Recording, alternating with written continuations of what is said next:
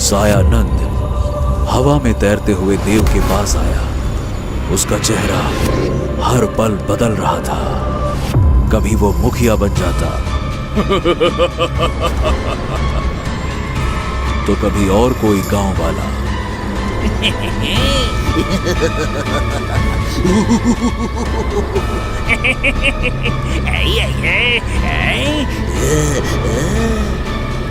उसका अपना कोई रूप नहीं था।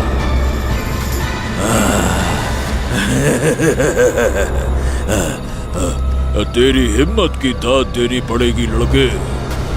पर अफसोस, अब तेरा साया भी इस दीवार पर हमेशा के लिए ठोक दिया जाएगा, ठोका जाएगा। पंडाली गांव के दोपहर में आज परिंदों की चहचहाहट नहीं बल्कि किसी के नाखूनों के टूटने की आवाज गूंज रही थी। गांव का मुखिया, जो कल तक पूरे गांव का गर्व था, आज कीचड़ भरी नाली के पास घुटनों के बल बैठा था। सूरज आग उगल रहा था, पर मुखिया के शरीर से पसीना नहीं बल्कि एक अजीब सी ठंडक निकल रही थी। उसका बेटा माधव जब उसके पास पहुंचा तो अपने पिता को देखकर उसके होश उड़ गए। मुखिया जमीन पर अपनी उंगलियों से मिट्टी खुरच रहा था, जैसे धूप के डर से उसकी परछाई जमीन के अंदर छिप गई हो और वो उसे बाहर निकालना चाहता हो। बापू, ये क्या हाल बना रखा है? नाखूनों से खून निकल रहा है आपके बापू। चलिए ना यहाँ से बापू, चलिए ना। धीरे बोल, वो डर जाएगी। वो काला दोस्त जो हमेशा मेरे पैरों पर रहता था ना, अरे मेरे पैरों से लिपटा रहता था, जो आज छोड़कर भाग गया। मैंने धूप में उसे बहुत ढूंढा, पर जमीन खाली है माधव, मैं खाली हो गया हूं। माधव ने नीचे देखा और उसकी रूह कांप गई। हर चीज का साया बन रहा था, पेड़ों का, घरों का, यहां तक कि माधव का भी। पर उस कड़ी धूप में मुखिया के नीचे सिर्फ और सिर्फ धूल थी, उसकी परछाई गायब थी।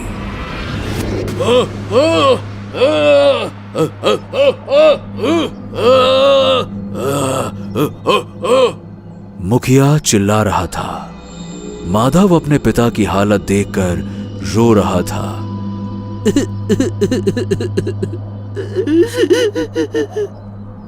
और ये केवल मुखिया के साथ नहीं हो रहा था, बल्कि पूरा गांव, पूरा पंडाली गांव इसका शिकार हो चुका था। हर जुबान पर बस एक ही खौफनाक बात थी कि कल रात वो रहस्यमयी बहरूपिया फिर आया था। उसने मुखिया के जिस्म से उसका साया छीन लिया और बिना परछाई के मुखिया अब सिर्फ एक खोखला पुतला बन गया था, जिसका वजूद पहाड़ी के पीछे उस बहरूपिया के पास कैद था। पंडाली गांव से कोसों दूर देव कश्यप वन विभाग के ऑफिस में बैठा लैपटॉप पर काम कर रहा था। देव का भले ही इस काम में मन नहीं लगता था, पर फिर भी वो ये काम पूरी तसल्ली से करता था। तभी ऑफिस का प्यून मनोहर देव के लिए चाय लेकर आया। चाय सर, आपकी ये रही चाय। अरे चाय तो ठीक है मनोहर, मैंने तुम्हें जो फाइल जेरोक्स कराने के लिए बोली थी वो कहाँ है? क्या अभी तक कराई नहीं क्या? हद करते हो भाई, वो फाइल मुझे हेड ऑफिस भेजनी है। ठीक है, मैं अभी करा के लाता हूँ सर, रुकिए। मनोहर ने रैक से नीली कलर की फाइल उठाई। क्या कर रहे हो मनोहर? मैंने लाल फाइल के लिए बोला था। तुम्हारा दिमाग कहाँ चल रहा है? और ये इतने परेशान क्यों दिख रहे हो आज? रोज तो बढ़िया मस्त गाते गाते आते थे, क्या हो गया? छुट्टी चाहिए 2-4 दिन की, गांव वाँव घूम फिर आओ, मूड फ्रेश हो जाएगा तुम्हारा। साहब का बताएं, सही बताएं, अब लगता है कि हम गांव कभी न जा पाइबे। मेरे बूढ़े माँ बाप कल रात गांव छोड़कर यहाँ मेरे पास रहने आ गए। पूरा गांव खाली हो रहा है साहब। इंसान की परछाइयाँ गायब हो रही हैं। कोई साया चोर का आतंक फैला है वहाँ। लोग धूप में निकलते हैं पर ज़मीन में उनकी परछाइयाँ दिखाई नहीं देती है। और जिसकी परछाई गायब हो जाती है ना साहब, वो अपनी याददाश्त भी खोए देता है और वो फिर एक खोखला जिंदा लाश बन जाता है। गांव वाले कहते हैं साहब, पहाड़ी के पीछे रहने वाला एक बहरूपिया रात में लोगों के साए चुरा रहा है। परछाई चुराना? अरे ये परछाई नहीं, कोई सोना चांदी हो गई जो सबके घर से चोरी हो रही है। ऐसा मैंने पहली बार सुना है। अच्छा सुनो, लाओ वो लाल कलर वाली फाइल मुझे दो, मैं जेरोक्स करा के सीधे हेड ऑफिस निकल जाऊंगा। हो सकता है आने में मुझे देर हो जाए, ठीक है? अच्छा हाँ सुनो, तुमने अपने गांव का नाम क्या बताया? पंडाली गांव देव साहब, पंडाली। देव फाइल लेके अपने डेस्क से उठकर चला गया। शाम हो चुकी थी। देव हेड ऑफिस से वापस लौट रहा था, पर उसके मन में बस एक ही सवाल घूम रहा था, क्या सच में ऐसा हो सकता है? क्या सच में लोगों की परछाई गायब हो रही है, या ये सिर्फ एक वहम है? परछाइयां गायब हो जाना, वाह, ऐसा तो पहली बार सुन रहा हूं। ये सोचते सोचते उसने अपनी जीप पंडाली गांव की तरफ मोड़ दी। आखिरकार देव निकल पड़ा उस सवाल का जवाब ढूंढने जिसने पूरे पंडाली गांव की नींद उड़ा रखी थी। सूरज बस ढलने ही वाला था और देव पंडाली गांव की गलियों में घुसा। एक पल के लिए उसने अपनी जीप रोकी और देव पूरे गांव को अपनी नजरों से देख रहा था। पूरे गांव में सन्नाटा छाया हुआ था। तभी सामने से भागते हुए आ रहे कुछ लोग उसकी जीप से टकरा गए। देव ने तुरंत जीप से उतरकर उन लोगों को संभाला।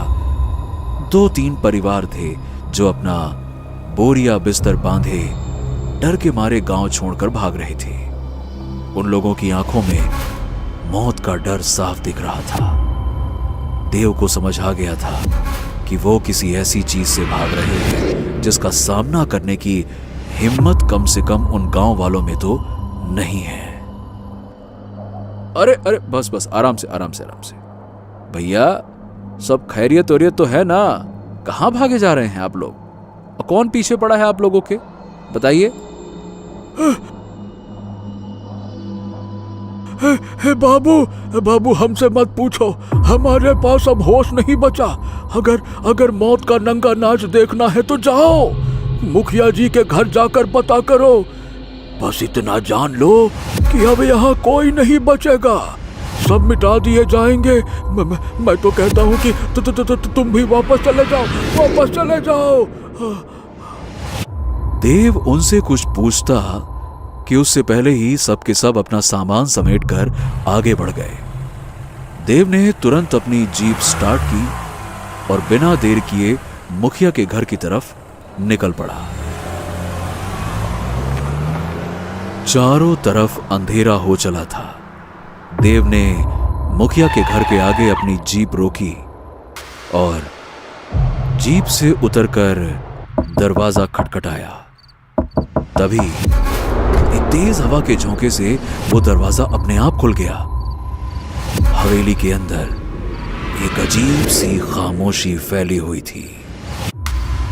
देव खाली आंगन में चुपचाप खड़ा था। उसने दबे पांव अंदर कदम बढ़ाए और मुखिया को आवाज लगाई। मुखिया जी, मुखिया जी, मुखिया जी, कहाँ हैं आप? मुखिया जी। हवेली का सन्नाटा देव को चुभने लगा था। तभी अचानक आंगन के दूसरे कोने से लोहे की भारी जंजीरों के टकराने और किसी के दर्द से कराहने की आवाज आई।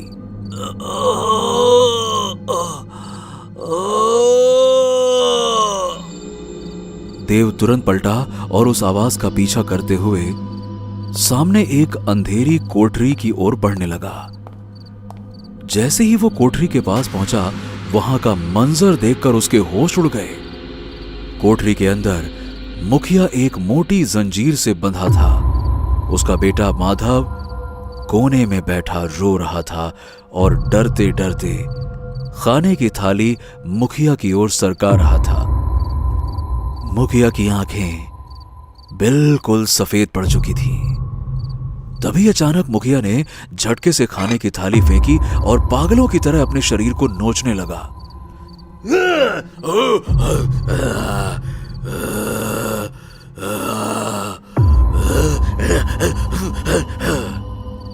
देव ये देखकर सन्न रह गया।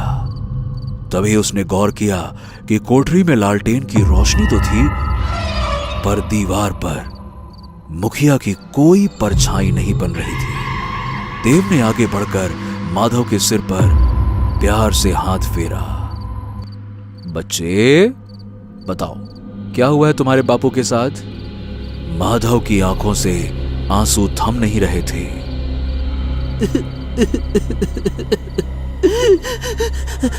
भैया भैया, मेरे बापू अब मुझे नहीं पहचानते। उनकी सारी यादें कहीं खो गई है और अब वो सिर्फ एक जिंदा लाश बनकर रह गए हैं। असल में ना, हमारे पूरे पंडाली गांव पर एक खौफनाक साया चोर का कहर टूटा है। वो पहाड़ी के पीछे वाली गुफा में रहता है और रात के सन्नाटे में सोते हुए लोगों की परछाइयां चुरा लेता है। जिसकी परछाई गई, समझो अंदर का इंसान मर गया। मेरे बापू का ये हाल उसी ने किया।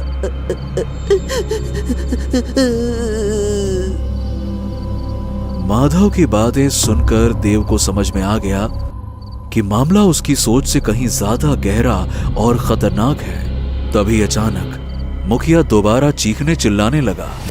उसने गुस्से में जंजीर का एक सिक्कड़ तोड़ दिया और आजाद होने के लिए पूरी ताकत लगाने लगा।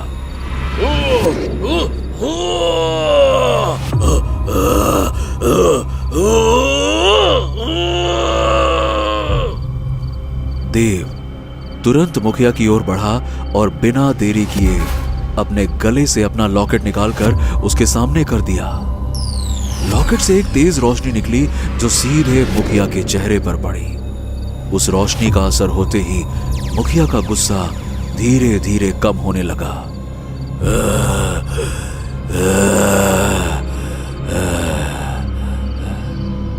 उसकी चीखें बंद हो गईं और वो पूरी तरह से शांत पड़ गया। बेटा, तुम्हारे बापू अब शांत हैं। उन्हें अब थोड़ा आराम मिलेगा, है ना? तुम घबराओ मत। बस मुझे ये बताओ कि बेटा वो गुफा है किस तरफ? माधव ने गुफा का पता तो बता दिया, पर उसके चेहरे पर डर अब भी साफ दिख रहा था। उसे समझ नहीं आ रहा था कि अकेले देव उस रहस्यमयी शक्ति का सामना कैसे करेगा। उसने देव को वहां जाने से रोकने की कोशिश की, लेकिन देव ने उसके कंधे पर हाथ रखा और उसे भरोसा दिलाया कि उसे कुछ नहीं होगा। ये कहकर देव वहां से निकल गया। रात के सन्नाटे में देव धीरे धीरे उस गुफा की तरफ बढ़ रहा था। देव जैसे ही गुफा के पास पहुंचा, वहां का नजारा देखकर उसके माथे पर पसीना आ गया। गुफा के बाहर कुछ काली आकृतियां भटक रही थीं, जो गांव के मासूम लोगों की चोरी की हुई परछाइयां थीं। ये परछाइयां दीवारों से टकरा रही थीं और रोती हुई अपनी असली देह को ढूंढ रही थीं। तभी उन भटकती हुई परछाइयों ने देव को देख लिया और वो सब तेजी से उसकी तरफ बढ़ने लगी। देव ने पहले तो उनसे बचने की कोशिश की, लेकिन जब उन परछाइयों ने उसे चारों तरफ से घेर लिया तो देव ने तुरंत अपने गले का लॉकेट निकालकर उनके सामने कर दिया। लॉकेट से निकली तेज रोशनी को देखते ही वो परछाइयां डर के मारे पीछे हट गईं। देव ने बिना वक्त गवाए खुद को संभाला और तेजी से गुफा के अंदर दाखिल हो गया। गुफा के भीतर का मंजर देखकर देव की आंखें फटी की फटी रह गईं। हजारों परछाइयां गुफा की दीवारों पर लोहे की कीलों से ठोकी हुई थी। वो सारे साए छटपटा रहे थे और दर्द से कराह रहे थे। तभी गुफा की गहराइयों से एक ठंडी हंसी गूंजी और देखते ही देखते दीवारों पर ठोकी हुई वो परछाइयां जोर जोर से रोने लगीं। पूरी गुफा में बर्फ जैसी ठंडक छा गई और हर तरफ धुआं ही धुआं हो गया।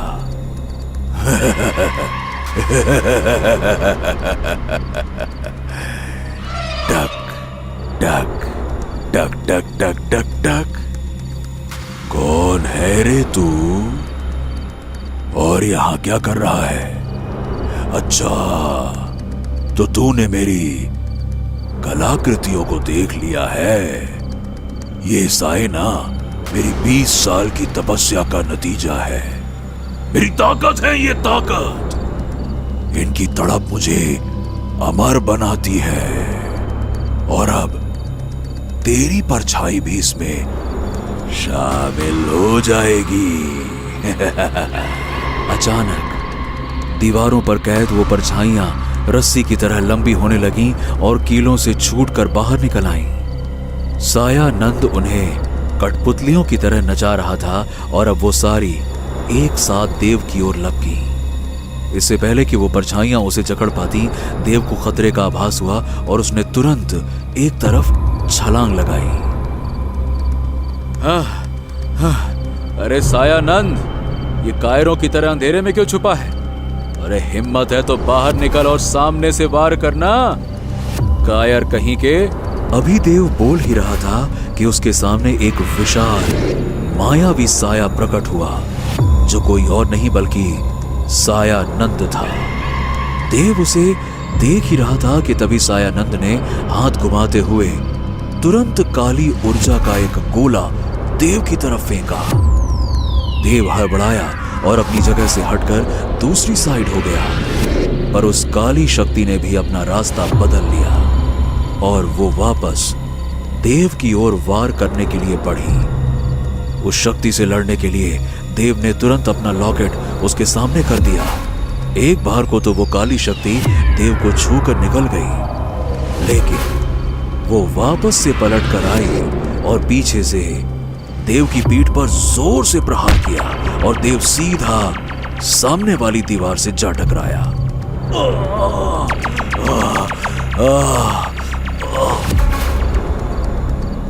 सायानंद हवा में तैरते हुए देव के पास आया। उसका चेहरा हर पल बदल रहा था। कभी वो मुखिया बन जाता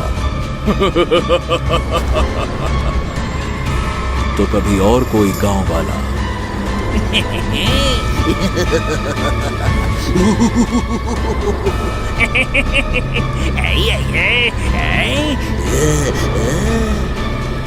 उसका अपना कोई रूप नहीं था।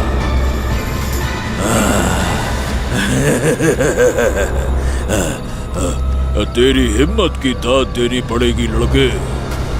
पर अफसोस, अब तेरा साया भी इस दीवार पर हमेशा के लिए ठोक दिया जाएगा, ठोका जाएगा।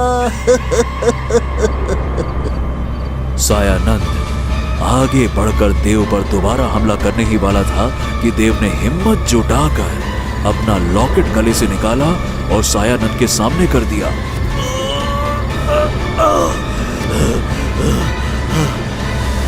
लॉकेट से एक तेज रोशनी निकली जो सीधा सायानंद से टकराई। उसकी आंखें चौंधिया गईं। वो दर्द के मारे जोर जोर से चिल्लाने लगा और गुफा के दूसरी ओर अंधेरे कोने में जाकर छिप गया।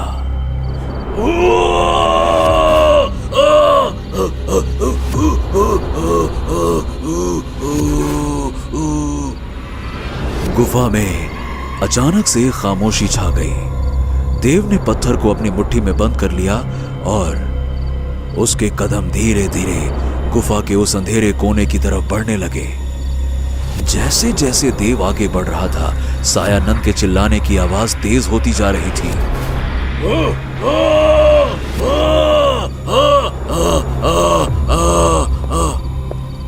देखो, मेरी बात सुनो, मैं यहां तुम्हें नुकसान पहुंचाने नहीं बल्कि तुम्हारी मदद करने आया हूं। मुझसे डरो मत, सामने आओ दोस्त, सामने आओ। कहां हो तुम? मैं मदद करूंगा तुम्हारी, आओ। सायानंद का चिल्लाना तुरंत बंद हो गया और कुछ ही सेकंड्स के बाद उसने डरते हुए अपना सर अंधेरे से बाहर निकाला। उसके चेहरे पर डर साफ दिख रहा था। सायानंद अंधेरे से निकलकर देव के सामने आकर खड़ा हुआ। देव ने बिना देर किए अपना लॉकेट किसी पेंडुलम की तरह सायानंद की आंखों के सामने झुलाने लगा। पत्थर की चमक देखते ही सायानंद पर जादू सा हो गया और वो पूरी तरह से सम्मोहित हो गया। तो अब बताओ सायानंद, कौन हो तुम और ये सब क्यों कर रहे हो?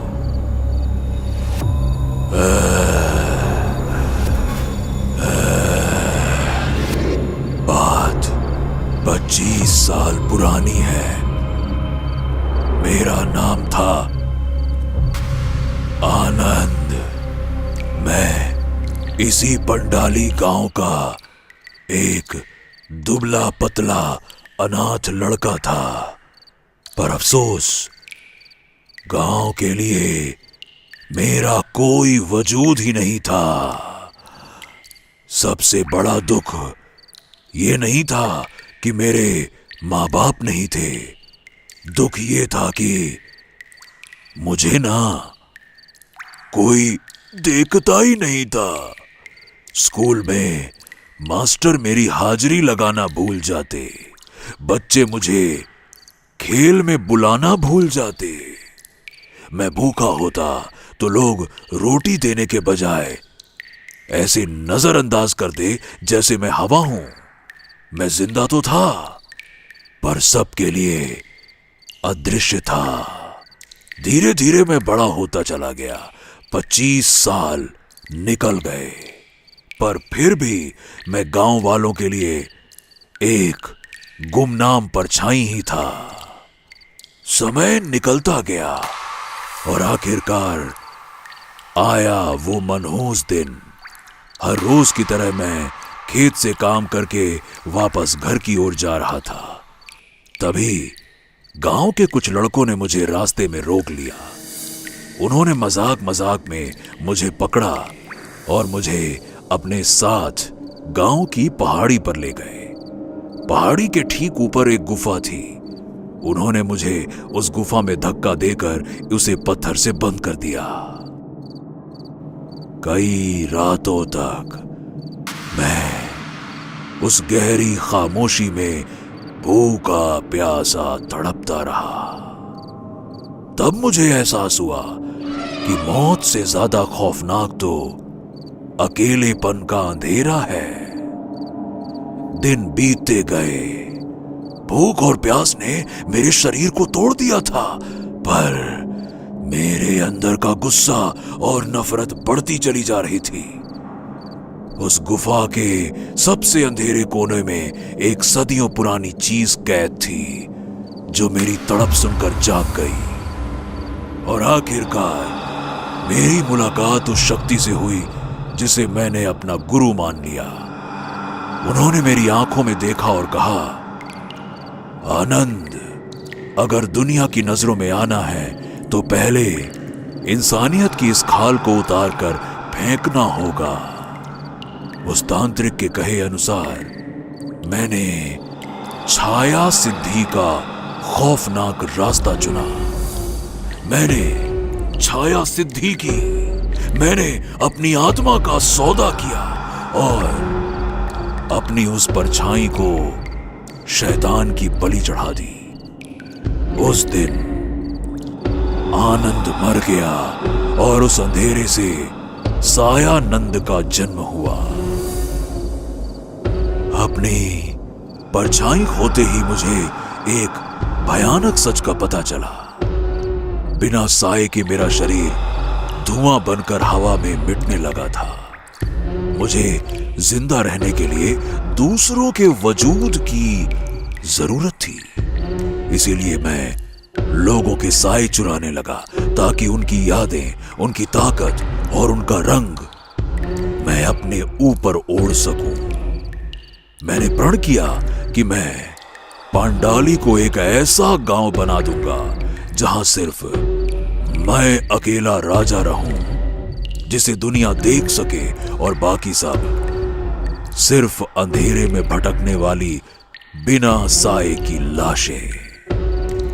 गुफा की इन दीवारों पर ये जो साए तुम्हें कीलों से ठोके हुए दिख रहे हैं ना, ये पंडाली गांव के लोग ही हैं जो अब मेरे गुलाम हैं और इनका तड़पना ही अब मेरा सुकून का जरिया है। पंडाली के लोगों से यही तो मेरा बदला है। जीते जी उन्होंने मुझे नजरअंदाज किया और अब मैं उन्हें मिटा रहा हूं। तो ये है तुम्हारी नफरत की वजह। पर सायानंद, दूसरों को अंधेरा देकर तुम अपना उजाला नहीं ढूंढ सकते। सायानंद की दर्द भरी दास्तान सुनने के बाद देव को उस पर तरस आया, पर वो जानता था कि इतने मासूम लोगों को इस हाल में तो नहीं छोड़ा जा सकता। उसने गुफा के बीच में रखा वो पुराना काला संदूक खोला जिसमें सारी यादों के काले लिफाफे कैद थे। तुम्हारी तकलीफ सच थी, पर तुम्हारा रास्ता गलत था। ये गांव वाले निर्दोष हैं और तुम्हें इन्हें आजाद करना ही होगा। देव ने उन काले लिफाफों को जला दिया।